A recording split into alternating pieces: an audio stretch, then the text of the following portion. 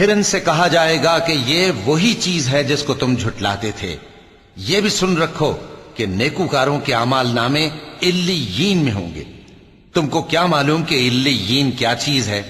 ایک دفتر ہے لکھا ہوا جس کے پاس مقرب فرشتے حاضر ہوتی ہیں۔ بے شک نیک لوگ نعمتوں میں ہوں گے، تختوں پر بیٹھے ہوئے نظارے کریں گے، تم ان کے چہروں ہی سے نعمت کی تازگی معلوم کر لو گے۔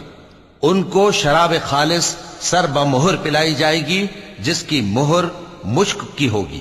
تو نعمتوں کے لیے ریس کرنے والوں کو چاہیے کہ اسی کی ریس کریں، اور اس میں آب تسنیم کی آمیزش ہوگی۔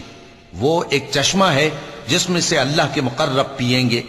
جو گناہگار یعنی کفار ہیں وہ دنیا میں مومنوں سے ہنسی کیا کرتے تھے، اور جب ان کے پاس سے گزرتے تو حقارت سے اشارے کرتے، اور جب اپنے گھر کو لوٹتے تو اتراتے ہوئے لوٹتے۔